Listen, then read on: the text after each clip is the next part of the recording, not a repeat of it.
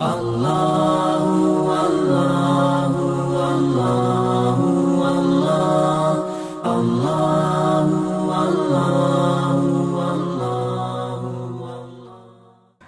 علیکم ورحمۃ اللہ وبرکاتہ۔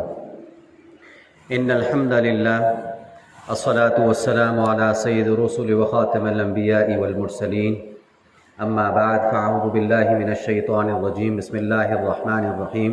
یا ایہا الذین آمنوا اتقوا اللہ وقولوا قولا سدیدا،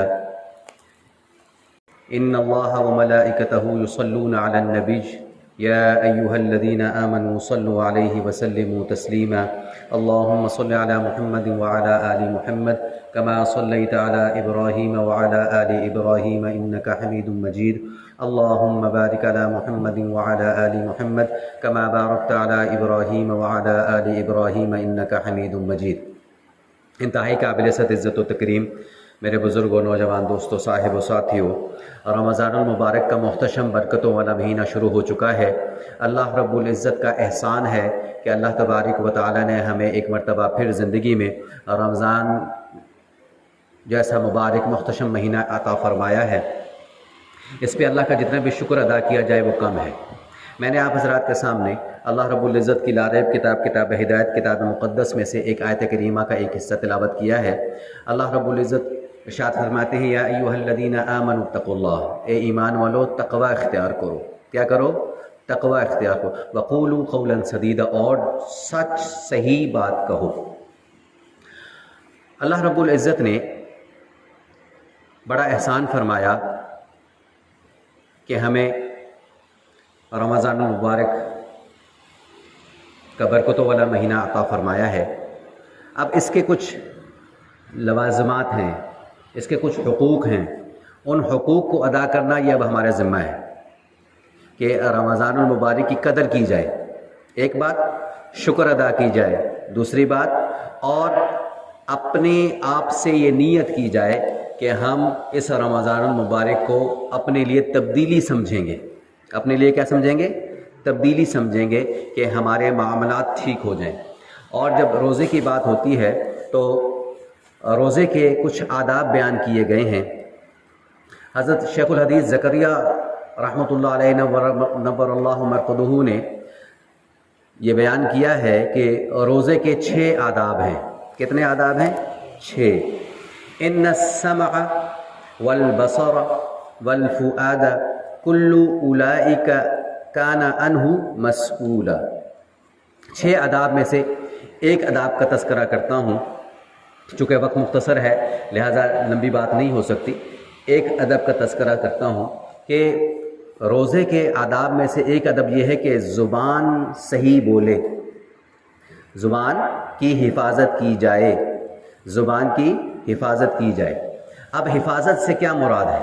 حفاظت سے مراد یہ ہے کہ روزے کی حالت میں، اور ویسے بھی روزے سے علاوہ بھی ہوں تب بھی اس کی حفاظت ہونی چاہیے، لیکن رمضان میں خصوصیت کے ساتھ کہیں ایسا نہ ہو کہ زبان کے کچھ بول ایسے نکل جائیں جس سے آپ کا روزہ ہی ختم ہو جائے۔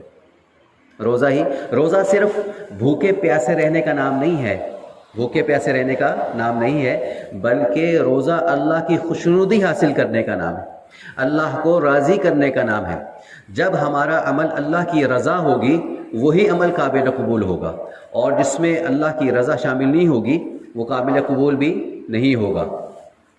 تو دعا یہ کرنی چاہیے کہ ہمارا کوئی بھی عمل ہو وہ ہم اس نیت سے کریں کہ ہمارے اللہ کو پسند آ جائے، ہمارے اللہ کو کیا ہو جائے؟ پسند آ جائے۔ اس کی مثال یوں سمجھ لیجئے، ایک دلہن کو تیار کیا گیا اور اس کی سہیلیوں نے اس کو بڑا اچھے طریقے سے ریڈی کیا، اور اس کی سہیلیاں اس کو کہنے لگیں کہ آج تم بہت اچھی لگ رہی ہو، آج تمہارا میک اپ بہت اچھا ہے، آج تمہارا لباس بہت اچھا ہے۔ غرض یہ کہ اس کی سہیلیوں نے اس کی تعریف کی۔ تو دلہن نے جواب دیا کہ میری سہیلیوں، بات یہ ہے تمہاری تعریف اپنی جگہ، لیکن اصل بات یہ ہے کہ جس کے لیے میں تیار ہوئی ہوں وہ کہہ دے کہ تم اچھی لگ رہی ہو۔ کس کے لیے تیار ہوئی ہے؟ دلہے کے لیے۔ تو دلہا اس کو کہہ دے کہ تم اچھی لگ رہی ہو تو پھر میں اپنے آپ کو کامیاب سمجھوں گی۔ تو اب یہاں سے میں کہنا یہ چاہتا ہوں کہ جس کے لیے ہم عمل کر رہے ہیں وہ یہ کہہ دے کہ بندے میں نے تیرے عمل قبول کر لی، میں نے تیرے عمل قبول کر لیے۔ اگر وہاں سے یہ فیصلہ ہو گیا کہ بندے تیرے عمل قبول ہیں تو پھر وارے نیارے ہیں، پھر کیا ہے؟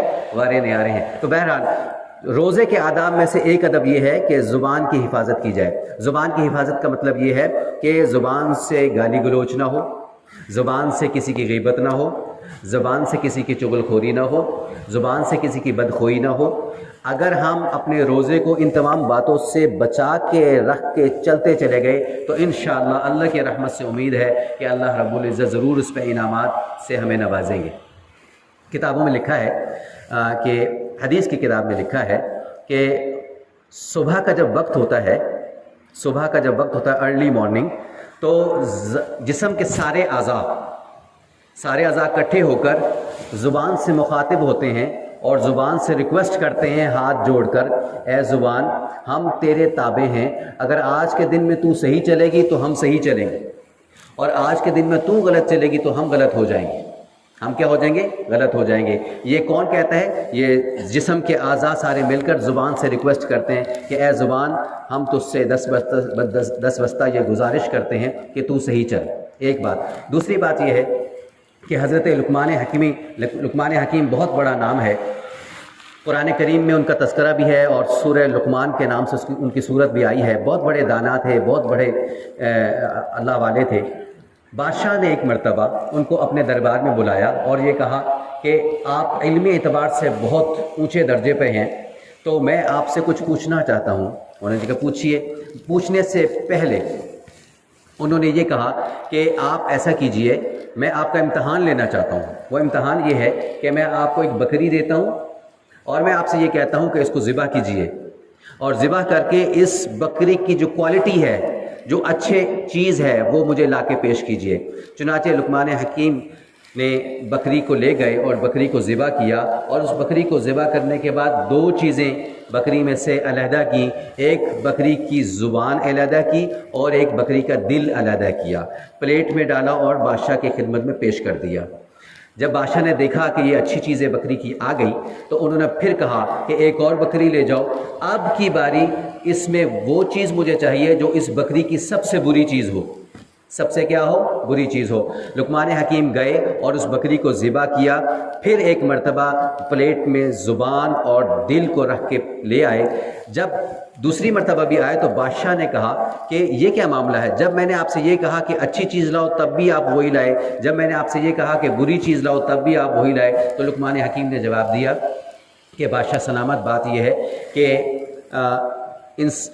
اس بکری کے اعضاء میں، بکری کے جسم میں زبان اور دل یہ وہ چیزیں ہیں، اور اس کو انہوں نے مشابہت دی انسان کے ساتھ کہ انسان کے اعضاء میں بھی، وجود میں بھی زبان اور دل وہ چیزیں ہیں کہ اگر یہ صحیح ہو جائیں تو پورا وجود صحیح ہو جاتا ہے، اور اگر ان میں بگاڑ آ جائے تو پورے وجود میں کیا ہو جاتا ہے؟ بگاڑ آ جاتا ہے۔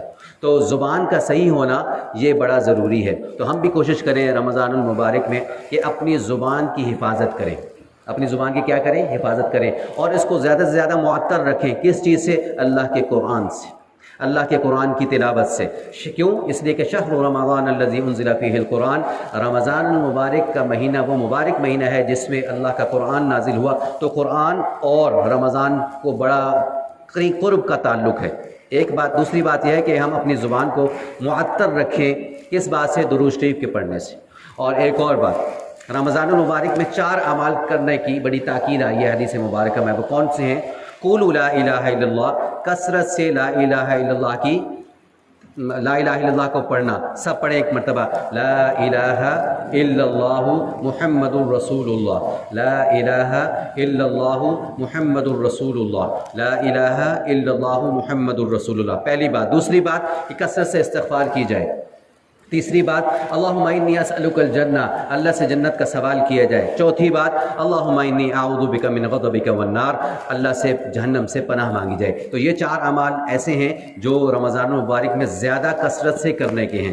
اپنے آپ کو اعمال کے ساتھ جوڑیں، اپنے آپ کو نیک صالح اعمال کے ساتھ ہم کرتے رہیں گے تو اللہ کی رحمت ہمارے ساتھ شامل حال رہے گی۔ اللہ تعالیٰ سے دعا ہے کہ اللہ تعالیٰ ہمیں اس کی سمجھ فکر عطا فرمائے۔ وآخر دعوانا ان الحمد للہ رب العالمین۔